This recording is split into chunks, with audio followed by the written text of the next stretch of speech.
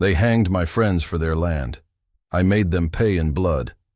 I died with a Winchester in my hands and a journal in my pocket. The cattle barons of Wyoming called me the most dangerous man in Johnson County. I consider that the finest compliment ever paid to me. My name is Nate Champion. I was a small rancher trying to make an honest living on the frontier. The rich men who owned the Wyoming Stock Growers Association decided we were thieves. They were wrong. They were the real thieves. They stole land, they stole lives. They hanged my friends Ellen Watson and Jim Averill without a trial. They claimed it was justice. I called it murder. When 50 hired guns surrounded my cabin that April morning in 1892, I knew my time had come. I decided that if I was going to die, I would take as many of them with me as possible. This is my story. This is my revenge. I came to Wyoming Territory in the winter of 1879. I was just 23 years old. Wyoming was still wild then. The high plains stretched endlessly under the big sky. The wind never stopped blowing. It howled across the prairie like a living thing. In summer, the land baked under a merciless sun. In winter, it froze beneath snow so deep a man could lose himself forever. But there was beauty in that harshness. There was promise. A man willing to work hard could build something real. I was born in Texas. I grew up poor, but proud. My father taught me to rope and ride before I could properly walk. He taught me to shoot straight and speak true. I left home when I was 16 to drive cattle north along the Western Trail. I worked as a cowhand for several outfits. I saved every dollar I could. My dream was to have my own spread someday. My own cattle. My own brand. The big cattle companies had already claimed the best land in Wyoming by the time I arrived. The Wyoming Stock Growers Association controlled everything. They were run by men from the East and from Europe. Men with money. Men who had never roped a steer or mended a fence. Men who ran their cattle on the open range and considered the land theirs by right of wealth and power. I started as a cowboy working for Frank Canton at the Bar C Ranch. Canton was a former lawman who served as the enforcer for the association. He had cold eyes that never seemed to blink. He paid fair wages. I worked hard and kept my mouth shut. I learned the country. I learned which valleys offered the best shelter from winter storms. I learned where the sweetest grass grew. I learned which creeks never ran dry. In 1885, I had saved enough to buy a small parcel of land along the Powder River. I built a simple cabin with my own hands. I purchased 30 head of cattle. I registered my own brand, KC for Casey, the name of the small settlement nearby. I was proud of that brand. It meant I was my own man at last. My neighbors were people like me, small ranchers and homesteaders trying to make a living. Jim Averill ran a general store and saloon. He was educated. He could quote Shakespeare while pouring whiskey. Ellen Watson worked for Jim as a cook and housekeeper. Most folks called her Cattle Kate, though she hated that name. She was a strong woman with quick wit and a quicker smile. She had her own small ranch adjoining Jim's property. The two of them married quietly in 1888. We small ranchers helped each other. When winter blizzards threatened, we combined our herds and shared the work of keeping them alive. When spring came, we helped each other with branding. In the evenings, we gathered at Jim's place. We drank cheap whiskey. We played cards. We talked about our dreams for the future. We were building something together, a community. Life was hard, but good for a few years. I expanded my herd to over 100 head. I added a second room to my cabin. I was even thinking about finding a wife, starting a family. But the cattle barons had other plans for Johnson County. They saw us as a threat to their power. They claimed we were rustling their cattle, stealing their calves and changing the brands. The accusations made no sense. Why would I risk everything I had built for a few extra calves? But the Wyoming Stock Growers Association did not care about sense. They cared about control. They wanted the land. They wanted the water. They wanted us gone. The first sign of trouble came in the spring of 1889. Association men began to ride through our properties. They claimed they were looking for rustled cattle. They never found any. But they made their presence known. They cut our fences. They scattered our herds. They left warnings. Small things at first. A dead calf left on a doorstep. Shots fired in the night. Messages carved into trees. Get out, rustler. I ignored the warnings. So did Jim and Ellen. So did the other small ranchers. We had done nothing. Wrong. We believed the law would protect us. We were fools. The cattle barons controlled the territorial government. They controlled the courts. They controlled the newspapers. They began to publish stories about rustlers terrorizing honest ranchers. They claimed we were thieves and criminals. They painted themselves as victims, even as they owned hundreds of thousands of acres and tens of thousands of head of cattle. In the winter of 1889, cattle prices dropped sharply. The big ranchers lost money for the first time. They blamed us. They said we were flooding the market with stolen beef. The truth was simpler. They had overgrazed the range. Their cattle were starving. Many died in the harsh winter. But they needed someone to blame. They chose us. I remember clearly the day Jim Averill rode to my cabin to show me the editorial in the Cheyenne newspaper. It was a cold day in February. Snow covered the ground. Jim's breath clouded in the air as he handed me the paper. The editorial called for vigilante action against rustlers. It said the courts were too slow. It said thieves deserved to hang. I told Jim not to worry, I said. No one would take such talk seriously. Jim was not convinced. Jim said the association had hired new men, hard men, killers from Texas and Idaho. He heard they were making a list of names. My name was on it. So was his, so was Ellen's. I still believed in the law. I still believed in justice. I was a fool. In the spring, association men began to follow Jim and Ellen. They watched their property.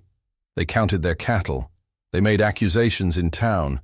They said Ellen was a whore who paid for stolen cattle with her body.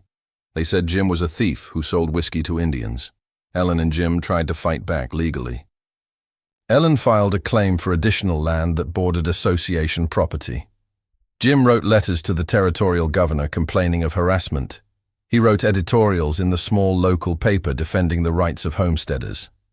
Looking back, I see now that these actions sealed their fate. One morning in July of 1889, Ellen rode to my cabin. Her face was pale with fear. She said armed men had threatened her the previous day. They told her to abandon her land claim. They told her to leave Wyoming. They said she would not live to see August if she stayed. I offered to ride with her, back to her ranch, to stand guard. She refused. She said she and Jim would handle it. She said they had done nothing wrong. The law would protect them. The next day, Ellen and Jim were dead. I heard about it from Nick Ray, another small rancher. He rode hard to my cabin. His horse was lathered with sweat. Nick's face was ashen. He could barely speak. He finally managed to tell me what happened. A group of association men had captured Jim and Ellen on the road between their properties. They accused them of cattle rustling. There was no evidence. There was no trial. They dragged them to a gulch near the Sweetwater River. They forced Ellen to watch as they hanged Jim from a stunted pine. Then they hanged her beside him. I rode to the site with Nick. We found them still hanging there. The association men had not even bothered to hide the bodies. They wanted them found. They wanted to send a message. I cut down my friends. I buried them together on a hill overlooking the valley they had loved. I wept as I dug the grave. I wept not just for them, but for my own foolish belief in justice. The territorial newspapers reported the hangings as justice served. They called Ellen and Jim cattle thieves who had received the punishment they deserved. They praised the citizens who had carried out the sentence. They warned that other rustlers would meet the same fate. I knew who had done it. Frank Canton had led the group, the former lawman, my former boss. He acted on orders from the association, from men who had never even met Ellen and Jim, men who signed their death warrant from the comfort of their clubs in Cheyenne. I went to the sheriff in Buffalo. I told him what I had seen. I named the men responsible. He wrote it all down in his notebook. He promised to investigate. He did nothing. I later learned he was on the association payroll. They all were. For the next 3 years, the tension only grew worse. The association hired more gunmen. They formed what they called an invasion force. 50 men armed with new Winchester rifles, and lists of names. My name was at the top of their list. They called me the king of the rustlers. They said I organized the small ranchers. They said I taught them how to steal cattle. All lies. Other small ranchers began to leave. They sold their land for pennies or simply abandoned it. They took what they could carry and fled in the night. I stayed. This was my home, my land, my life. I would not be driven away by lies and threats. In March of 1892, I received a warning from a friend who worked for the association. He said they were coming for me. He said they planned to kill every small rancher in Johnson County. They called it the invasion. They had the backing of the governor. They had the backing of wealthy men in the East. They had a train filled with horses and supplies. They had a list of 70 names. People to be eliminated. I warned the others. Some fled. Some armed themselves. I continued my work. I tended my cattle. I mended my fences. I watched the horizon. I slept with my Winchester beside me. I knew they were coming. I knew I would likely die. But I would not run. I would not hide. I would stand my ground. The night after I learned of the invasion plan, I sat alone in my cabin. The wind howled outside. Snow pattered against the windows. I cleaned my Winchester rifle by the light of a single lantern. The familiar routine helped calm my thoughts. I had killed men before, in self-defense. Never in cold blood. Never from ambush. I was not an assassin. I was a rancher. I thought about Ellen and Jim hanging from that pine tree, their faces purple and swollen, their bodies twisting slowly in the wind. No trial, no evidence, just the arrogance of wealthy men who believed they owned not just the land, but the law itself. I thought about leaving. I could pack what I could carry and ride south. Back to Texas, back to anywhere, start over. But what kind of man would that make me? A coward who abandoned his home. A coward who let killers go unpunished. I could not live with that shame. I wrote a letter that night. I addressed it to the governor of Wyoming Territory. I detailed the murder of Ellen and Jim. I named the men responsible. I described the threats against the small ranchers. I demanded justice. I sealed the letter and rode into Casey the next day to mail it. I never received a reply. I later learned the governor had authorized the invasion. He had given his blessing to our murders. I tried once more to seek official help. I rode to Buffalo to speak with the new sheriff, Red Angus. He was not part of the association. He listened to my story. He seemed troubled by it. He promised to telegraph the federal authorities, to request intervention. His telegrams were never answered. The association controlled the telegraph lines just as they controlled everything else. Sleep became impossible. Each night, I lay awake listening for hoofbeats, for the sound of men approaching in the darkness. I began to keep a journal, writing down my thoughts, my fears, my determination to stand against the coming storm. If I died, at least there would be a record. Someone might find it. Someone might learn the truth. One entry read, "They murdered my friends for their land. They called it justice. There is no justice in Wyoming for men like me. Only the justice of the Winchester. If I am to die, I will not die alone. I will not die easily. Each bullet I fire will carry with it the truth. The truth that the association are the real thieves. They steal land. They steal lives. They steal the very idea of justice itself." I visited the graves of Ellen and Jim one last time. The spring snow had melted. The grass was beginning to green. Wildflowers dotted the hillside. I knelt beside the simple wooden crosses I had placed there. I made them a promise. I would not let their murderers go unpunished. I would not let their story be forgotten. I would stand and fight. To the last bullet. To the last breath. When I returned to my cabin that evening, I found Nick Ray waiting for me. He had heard rumors in town. The invasion force had departed Cheyenne by train. They were armed with lists of names and locations. They carried new weapons. They carried coils of rope. Nick offered to stay with me, to help defend my place. I accepted. I was tired of being alone. That night I made my decision. I would not seek revenge through ambush or murder. I would not become what I hated, but neither would I run. I would stand my ground.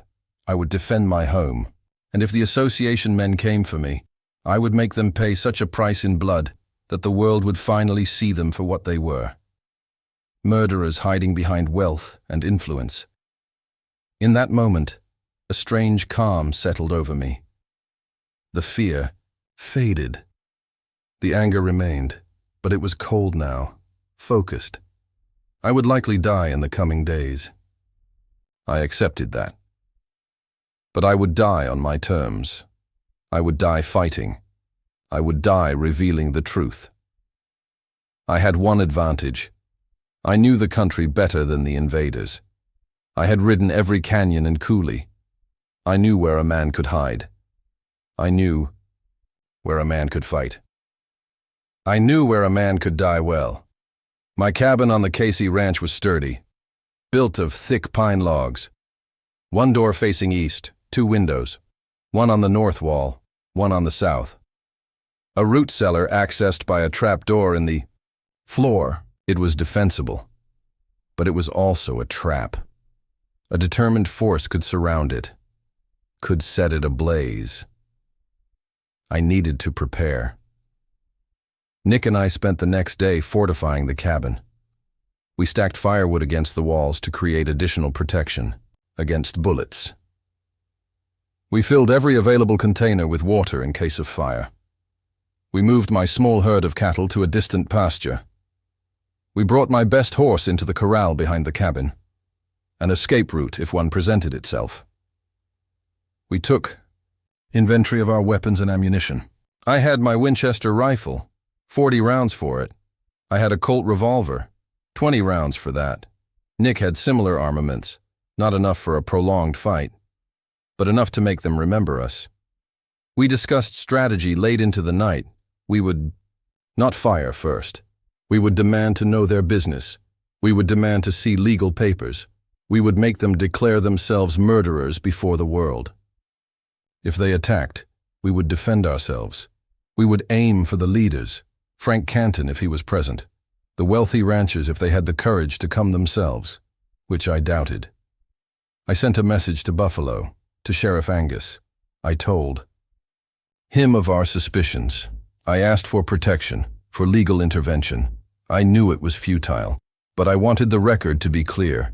We had sought the law's protection. We had been denied it. We established watches, 4 hours on, 4 hours off. The night passed quietly, too quietly. Even the coyotes were silent, as if the land itself held its breath in anticipation of bloodshed. The next morning, Nick rode to the nearby ranch of John Nolan to warn him, to ask for help. I remained at the cabin. I wrote in my journal. I cleaned my weapons. I watched the horizon. I thought about Ellen and Jim, about the lives they should have had, about the community we had tried to build, about the dream that was dying. In the afternoon, I saw dust on the eastern horizon, riders approaching. I counted 20 men. They stopped a mile from the cabin. They made camp. They were waiting for something, for someone, for darkness, perhaps. I knew then that the invasion had begun, that the association had come for me at last. Nick returned at dusk. He had not found John Nolan. The ranch was deserted. No sign of struggle. Just empty. As if he had been warned. Had fled. I told Nick about the riders to the east. We prepared for a night attack. We placed lanterns strategically to cast shadows, to make our movements unpredictable. We established firing positions at the windows and beside the door. More riders arrived after dark. I could see their campfires on the horizon, to the east, to the north, to the west. They were surrounding us, cutting off escape routes. I estimated their numbers at close to 50 now. The entire invasion force concentrated on one small cabin. On 2 men, they must have truly feared me to commit such resources. The thought gave me a grim satisfaction. I wrote in my journal by candlelight, "If these are to be my last words, let them be the truth." I died defending my home against thieves who wrap themselves in the flag and call themselves citizens. I die because I refuse to bow to their greed. Let history judge between us.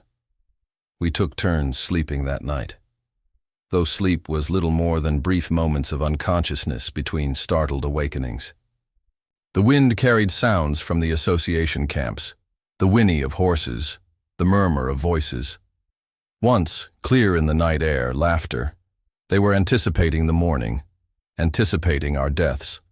I loaded and reloaded my Winchester, each bullet a promise. Dawn came gray and cold on April 9th, 1892. I was awake to see it, the first light revealing the forces arrayed against us. They had established positions during the night, men with rifles in the brush 300 yards east of the cabin, men with rifles in the rocky outcrop to the north, men mounted and ready to the west. I counted close to 50. Armed with new Winchesters, with revolvers, a small army to kill 2 men. I recognized some of them. Frank Canton at the center, the former lawman, the killer who had hanged Ellen and Jim, Major Wolcott, one of the wealthiest cattlemen in Wyoming. And beside them, men I did not know. Hard men with cold eyes. Hired killers brought from Texas and Idaho, paid to murder citizens of Wyoming whose only crime was wanting to own land, wanting to build a life. Nick saw them too. His face went pale. He had not truly believed it until that moment. Had not believed that wealthy men would send an army to murder us in cold blood. He asked me what we should do. I told him we would wait. We would make them declare themselves. We would make them own their crimes before God and history. At 7 in the morning, they sent a man forward under a white flag. I recognized him. Joe Elliott, a small-time rancher who had sold his soul to the association. He stopped 50 yards from the cabin. He called out my name. I stepped onto the porch. My Winchester held openly but not aimed. I asked him what he wanted. Joe said the Stock Growers Association had evidence that I was a rustler, a thief, the leader of a criminal gang. He said if I surrendered now, I would receive a fair trial in Cheyenne. I laughed at that. I asked him if Ellen and Jim had received a fair trial before they were hanged. Joe had the decency to look away. He knew what had happened to them. He knew what would happen to me. I told him I was no rustler. I had never stolen so much as a calf. I was a rancher working my own land. I told him to bring a legal warrant signed by the sheriff of Johnson County. I would surrender to legal authority, not to a mob of hired killers. Joe returned to the association lines. I watched through the window as he conferred with Canton and Wolcott. Their faces darkened. They had hoped for surrender, for an easy kill. I had denied them that satisfaction. Let history record that I stood my ground, that I demanded the protection of law that was my right as a citizen. What happened next revealed their true intentions. They did not produce a warrant. They did not send for the sheriff. At 8:15 in the morning, the first shots were fired. Bullets splintered the door, shattered the south window, thudded into the logs of the cabin wall. The invasion force had shown its hand. This was not an arrest. This was murder. Nick and I took positions at the windows. We returned fire carefully, aiming for the leaders, for Canton and Wolcott, for The men who had ordered the deaths of our friends, for the men who now sought our deaths. I saw one man fall, then another. Our shots were finding targets. We were making them pay in blood for every foot of ground. The firing continued for hours. Thousands of rounds directed at our small cabin. The logs were solid. The additional firewood we had stacked against the walls provided extra protection. We were pinned down but alive. We were fighting back. We were making them work for their murders. Around noon, Nick made a fatal mistake. He moved across an open space between windows. A bullet caught him in the throat. He fell without a sound, blood pulsing from the wound. I crawled to him, tried to stop the bleeding. It was useless. He died looking up at me, his eyes wide with surprise, as if he could not believe that it had finally happened, that the association had finally killed him. I was alone now, one man against an army. I dragged Nick's body to the corner of the cabin. I took his ammunition, his revolver. I returned to the window. I continued to fire, continued to make them pay. Each shot for Ellen, for Jim, for Nick, for every small rancher driven from their land, for every lie printed in the newspapers, for every corrupt official who looked the other way. In the early afternoon, they tried a new tactic. A group of men rushed forward under covering fire. They reached the back of the cabin. I heard them piling wood against the wall, smelled coal oil as they doused it, saw the first lick of flames. They were burning me out. I had expected this, had prepared for it. I used the water we had stored to douse the flames nearest the walls, but it was a temporary measure. The fire grew. Smoke began to fill the cabin. The heat became unbearable. I had a choice: burn to death or face their guns. I chose the guns. I took a moment to write a final entry in my journal. They are burning the house. Goodbye, boys, if I never see you again. Nathan D. Champion. I placed the journal in my shirt pocket. I checked my Winchester. 3 rounds remaining. I checked my revolver. 6 rounds. 9 chances to take association men with me. The fire had fully engulfed the rear of the cabin. Smoke made breathing difficult, made seeing difficult. I kicked open the door, Winchester raised. I fired at the first man I saw, Frank Canton. The bullet caught him in the shoulder, spun him around. I fired again. Caught a man I did not recognize in the chest. He fell without a sound. My third shot missed its target. I dropped the empty rifle, drew my revolver, ran toward the corral where my horse waited. Bullets kicked up dust around my feet, whistled past my ears. I felt a sharp pain in my side, then another in my leg. I stumbled but kept moving. If I could reach my horse, if I could break through their lines, I might survive to tell the story, to bring the truth to light. I never reached the corral. A bullet caught me in the back, drove me to my knees. Another struck my shoulder. I turned. Facing my killers, I raised my revolver, fired at the approaching figures. I saw one man fall, then another, 4 bullets remaining. I took careful aim at Major Woolcott, the man who had authorized it all. The bullet caught him in the arm, not fatal, but a mark he would carry for the rest of his life, a reminder of this day, of this murder. The pain was intense now, blood-soaked.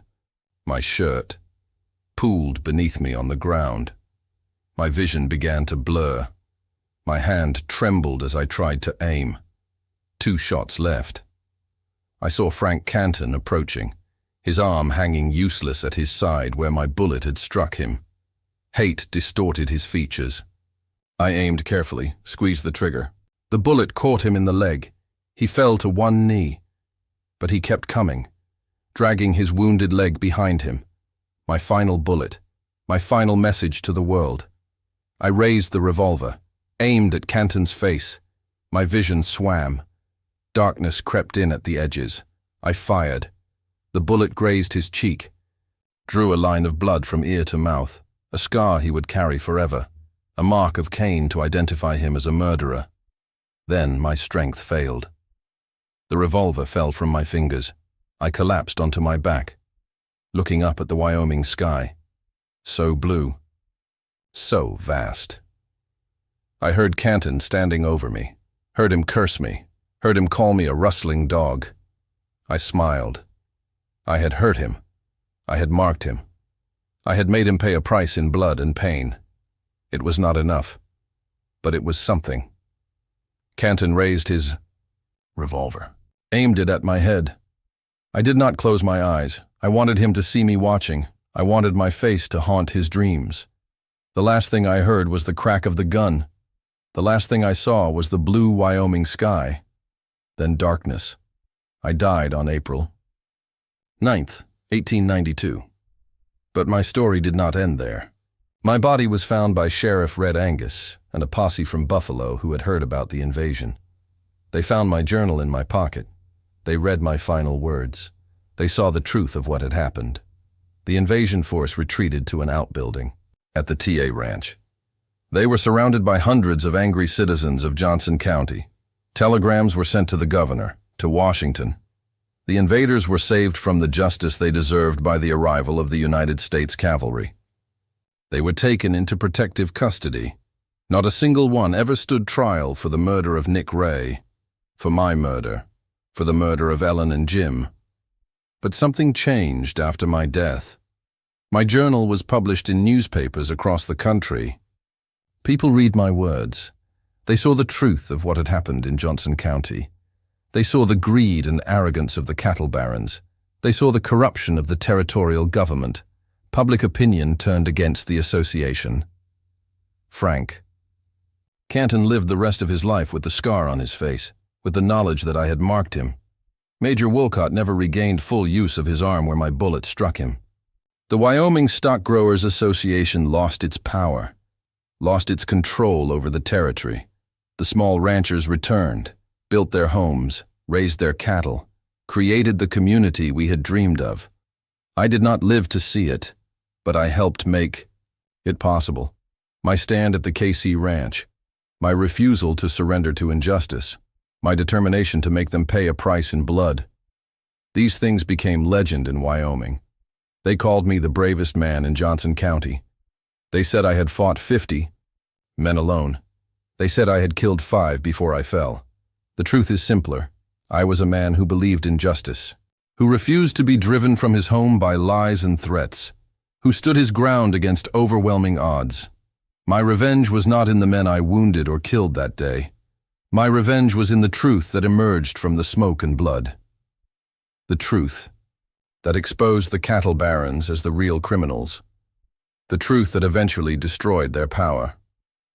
Ellen and Jim rest peacefully on their hillside. I like to think my spirit sometimes visits them there. The 3 of us watching over the land we loved, the land we died for.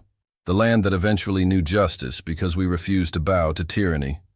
My name was Nate Champion. I was a small rancher in Johnson County. I died defending my home. I died revealing the truth. That was my revenge, and it was enough.